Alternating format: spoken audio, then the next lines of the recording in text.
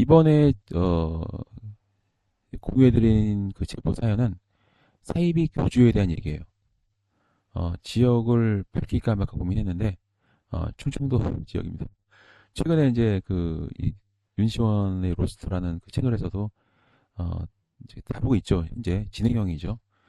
충청남도인지 북도인지 그 청중과 충중 같은, 제가 딱히 그거를 기억하진 않아서 근데 청주시인가 충주시인 같은 거기가 지금 사이비 종교 때문에 문제가 좀 피해가 좀 큰가 봐요. 그래서 제가 즐겨보는 윤시원의 로스트를 보면서 아 그러고 있었는데 또 제보 내용도 또 이 충청도 얘기예요.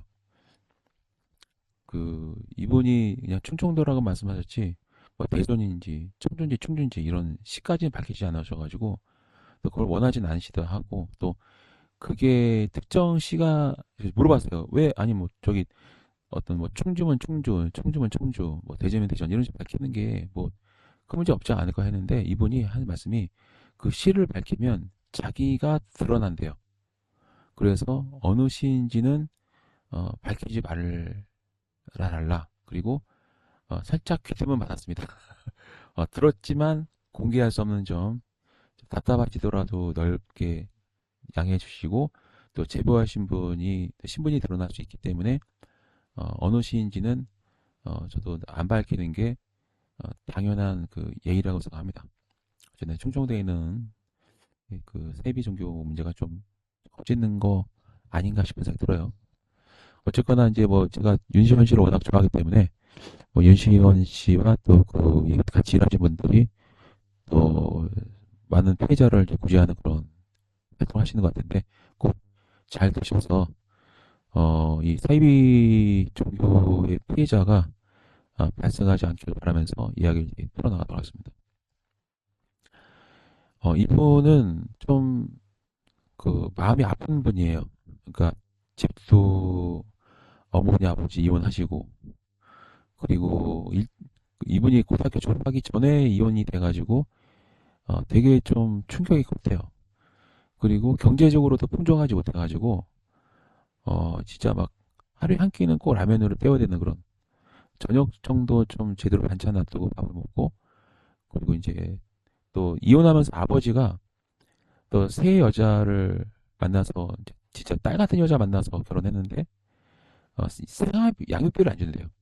그러니까 어머니는 애들 키우면서 사회생활을 접은 상태여서 갑자기 생활비가 끊기고 또 이분이랑 여동생 두 명인데 다 뭐 여동생은 중학생, 이분은 고등학교 2학년, 그러니까 뭐 알바도 좀 많이 제한이 되고 그러니까 어머니가 이제 일을 하다가 중단된 상태이기 때문에 이제 막 일을 알아보시다가 구한 게 이제 보험 판매가 돼요.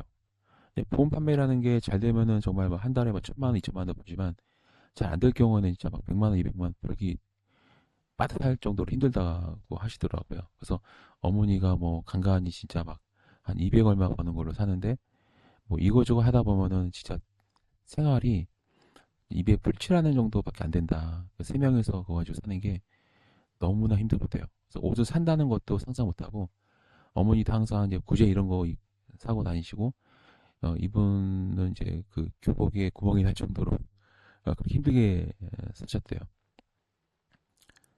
근데 문제는 이제 또 이런 경우가 되면 어머니가 사이비 종교에 빠져가지고 피해자가 되는데 그러진 않고 어머니는 오히려 그런 일 없는데 문제는 이제 여동생 입장에서는 이분도 사이비 종교에 빠진 분이 아닌데 여동생이 이제 피해자가 된 사례래요.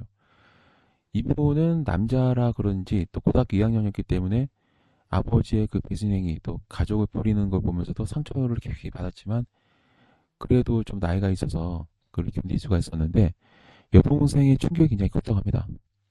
어느 날 계속 마주친 아버지는 다른 여자의 남편이 되어 있고 자기네들을 봤음에도 불구하고 인사도 안 받고 그냥 문자하고 지나가는 그 하루아침에 달라진 아버지의 모습.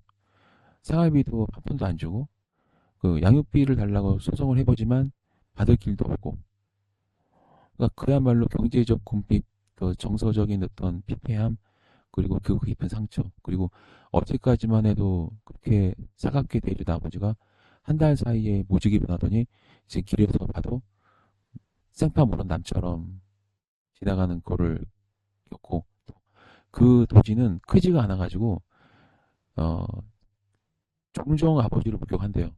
다른 여자랑 다니는 걸. 아버지는 이제 그 사업을 해서 어느 정도 경제력이 있으니까 잘 사는 것 같고. 그러니까 이 버림받았고 하루아침에 그 안면 몰수하는 아버지를 경험하면서 이 딸은 되게 힘들어했대요. 이 여동생은. 그래서 이제 하지 말아야 될 담배도 손대고, 뭐 어느 날은 본드 마셔가지고 경찰에 신고돼서 이 어머니랑 어머니 직장 중에 막 경찰서 뛰어와서 막 선처를 호도하고, 또 이 제보자분도 이제 고3 고3 때 한창 공부해야 되는데 여동생이 이제 자꾸 그렇게 방황하니까 너무나 막 그 아버지의 분노가 치밀어 올랐었대요. 그리고 막 이제 세상이 지옥 같았대요, 진짜. 그러니까 공부도 제대로 못 하다 보니까 원래 공부를 좀 잘했었는데 이 이혼 문제로 이분도 굉장히 힘들어서 학업에 집중하기도 어려웠고, 또 여동생도 괴로워하는 거 보면서 더 자기가 마음 찢어지고, 왠지 막 가족이 그 공중분해되는 그런 분여감 때문에 정신이 온전하지가 못했대요, 진짜. 막 항상 자다가 식은땀 흘리면서 깨기는 뭐 반복되지 하고, 그리고 막 항상 눈앞이 캄캄해지고 막 하늘이 무너진 것 같고, 그야말로 진짜 막그 지옥 같은 생활을 하게 했는데 여동생은 그보다 더 심했나 봅니다.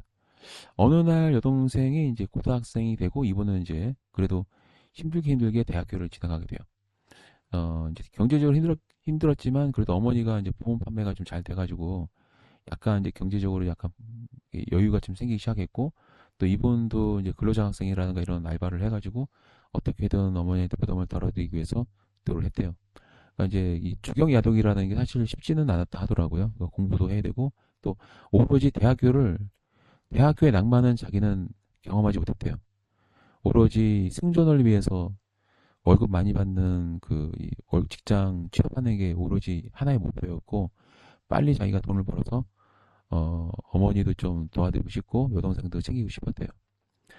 이 가장의 무게를 자기는 대학교 1학년 때부터 느꼈기 때문에 여자친구 사귄 적도 없고 지금도 결혼을 어, 안 하고 있대요. 그래서 결혼은 사치다라는 생각하는 마음으로 살고 있고, 아직도 어, 대학을 졸업해서 이제 취업을 했지만 이 가난의 곤로에서는 벗어나지 못하고 있대요.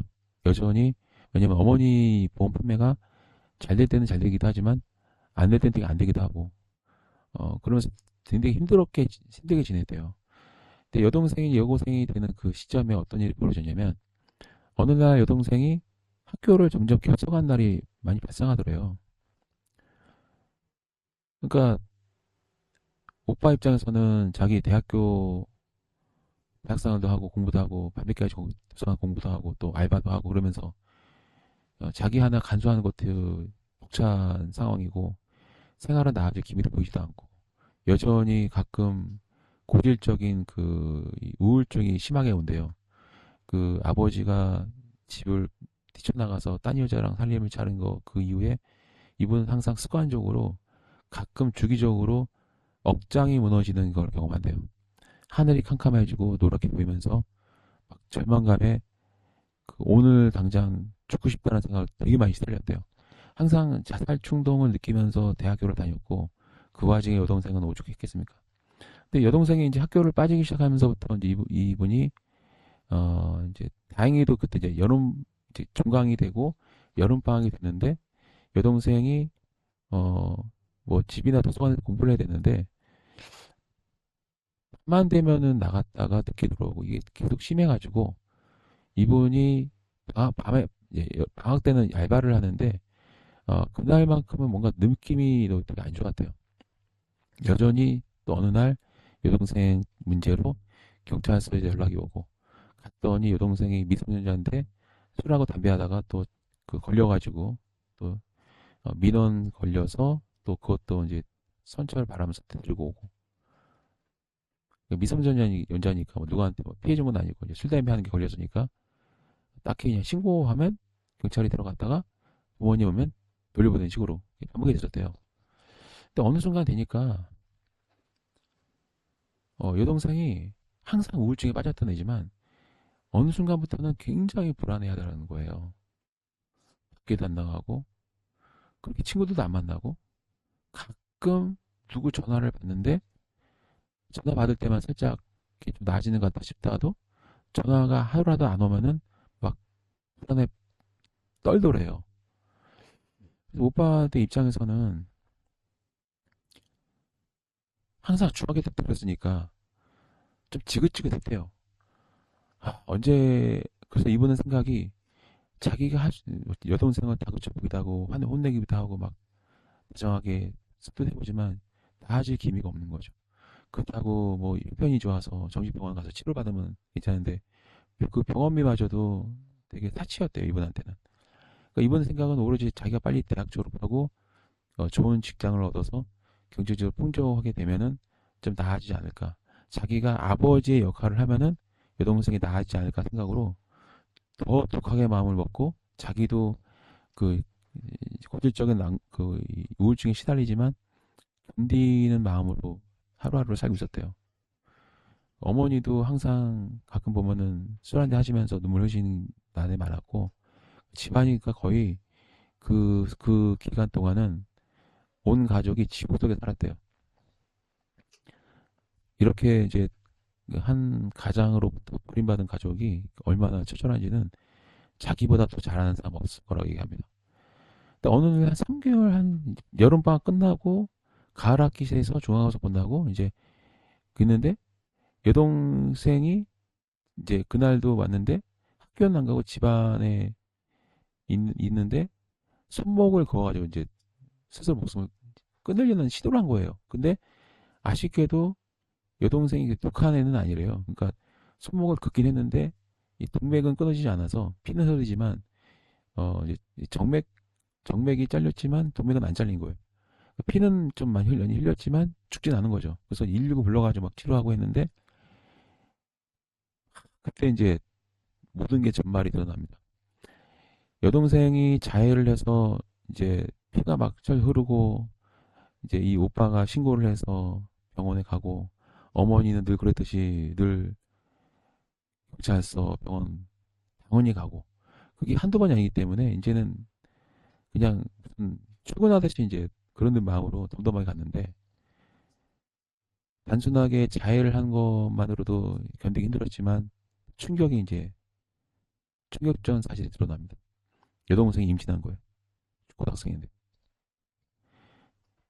애는 이제 좀 그때서 보니까 여동생 배가 쏙게 나와 있더래요. 눈에 좀 두드러지게. 그러니까 임신한 지 한 4, 5개월 정도 되니까 처음에는 그냥 배가 나온 줄 알았대요. 또 이제 교복 입고 있으니까 안 보였대요. 근데 119 실려가고 병원에서 보니까 배가 부어 있는데 의사 선생님이 임신했다고 말씀해 주신 거예요. 그러니까 그때 어머니도 그렇고 이분도 주저앉았대요, 진짜. 완전히 여동생이 인생이 끝난 것 같고 가뜩이나 힘든데 이런 일까지 터지니까 미쳐버리는 거죠. 여동생은 입국 닫고 얘기도 안 하고 어렵게 어렵게 여동생 동의 받고 보호자 동의가 돼서 이제 그 이제 나을지 말지에 대한 결정은 좀 있었나 봐요. 정확히 모르지만 그 3개월인지 4개월인지 모르겠어요, 잘 솔직히. 근데 다행히도 이 낙태 수술을 할 수 있는 그 시기여서 낙태를 했고 그리고 의사 말로는 여동생이 다시는 애를 못 가질 수 있다.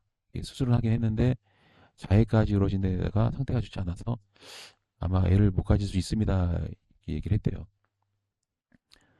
일단은 여동생을 안정시키는 게 목적이기 때문에 몇 번 물어보다가 캐묻지 못했고 건강을 회복하고 퇴원하고 나서 그리고 나서 들은 얘기가 충격입니다. 이 여동생이 중학교 3학년 때 어떤 오빠를 알게 됐대요. 그 오빠가 이제 뭐 교회를 다니는데 동시에 또 절 같은 데도 같이 다닌대요. 그러니까 교회 다니면서 절도 같이 다니는 그게 좀 특이하기도 했고 되게 잘해주더래요. 그러니까 여동생 입장에서는 뭔가 아버지의 버림받은 상처를 달래주는 그런 어떤 보조적인 그런 어, 사람이었던 거죠. 따뜻하게 잘해주고 하면서 나이 차이는 좀 있었지만 이제 가까워지고 그렇게 하다가 고등학교 들어가고 2학년 정도 됐을 때 이제 고등학교 2학년이 되니까 이제 이 여동생도 이제 발육이 이제 된단 말이에요. 그러니까 성인으로 이제 커가는 과정을 넘어가면서 이제 그 앳됐던 고등학생, 중학생의 모습이 사라지고 이제 그 성인이 돼가는 이제 과정에 있다 보니 이 친한 오빠는 이제 이미 되어버리고 같이 이제 절에 왔다 갔다 하고 하다 보니까 그 절에는 이제 뭐 스님인지 무당인지 비슷한 사람이 있고 거기 가서 이제 뭐 기도도 하고 막 이렇게 모임을 자주 가졌나 봐요. 종종 정기적으로 학교 빠진 날은 그날 그 절에 갔다 하더라고요.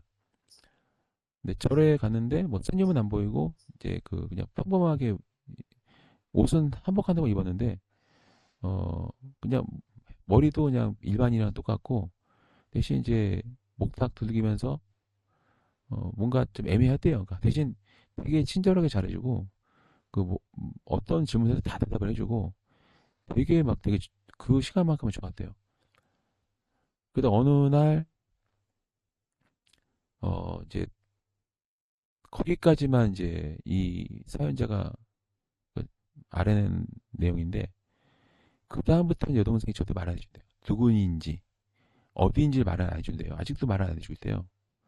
그래서 이번 생각이 그게 아마 삶의 교주 아니었을까. 여동생이 입국 닫고 아직도 말 못하는 그 속사정이 아무래도 그 사람에 대해서 언급하면은 뭔가 막 그 큰일 날 것 같은 그런 말을 하면은 또 엄마랑 오빠가 가만히 있을 것 같지 않고 그러니까 여동생은 오로지 그냥 덮고 싶고 잊고 싶은 그런 기억으로 남아있었대요. 여기까지가 이제 이분이 들려준 얘기예요. 그러니까 저도 이제 사실 구체적으로 그 어디인지 물어냈냐 했더니 지금도 여동생이 절대 언급 안 한대요.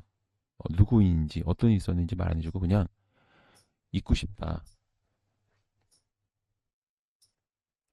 그게 친하게 지냈던 오빠가 그렇게 한 건지 아니면 그 자주 갔던 그 절에 있는 그 남자가 그런 건지 그건 정확하지 아직까지도 여동생은 입을 열지 않다고 합니다.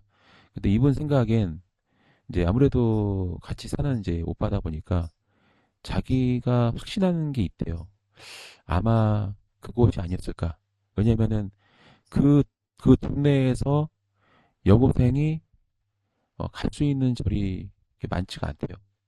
뻔히 거기인 것 같고, 그리고, 어, 그게 걸어가거나 대중교통을 이용했을 거 아니에요. 그러니까 당연히 뭐 그 시를 벗어나진 않았을 거고, 그래서 어딘지는 짐작이 가지만 확신할 수 없는 그런 상황인데, 아마 거기가 사이비 교주가 아니었겠나 그 생각이 든대요. 뭔가 뭐 신을 받는다 그러면서 그 사이비 교주가 뭔가 잠자리를 하고 그리고 나서 그 사이비 교주가 누군가 그 전화가 안 오면 불안해하고 전화가 오면은 안심을 하고 그러지 않나 싶습니다. 요즘 같으면은 이제 그 수사기관이 직권으로 수사를 할 수 있죠 이런 경우는. 근데 그때만 해도 이게 그 직접 피해자가 나타나지 않는 한 어떻게 수사할 방법이 없었다고 합니다.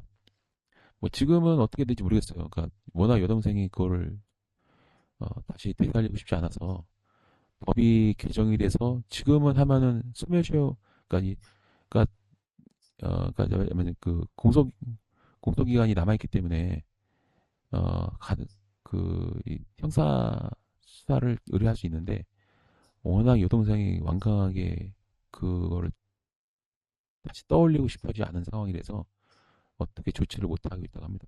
저는 좀 이제 이 사연을 들으면서 말씀드렸어요. 아 이거는 저기 원래대로 하면은 지금 바로 경찰서에 가서 고발이나 고소를 하면 수사가 이루어질 수 있는 상황인데 또 누군가를 처벌하는데 그 과정에 또 그 소중한 사람이 뭔가 문제가 생기면은 그 고소고발하는 게 과연 현명할 것인가 저도 판단이 어렵다 그 말씀드렸거든요. 근데 그분도 똑같은 말씀하시더라고요.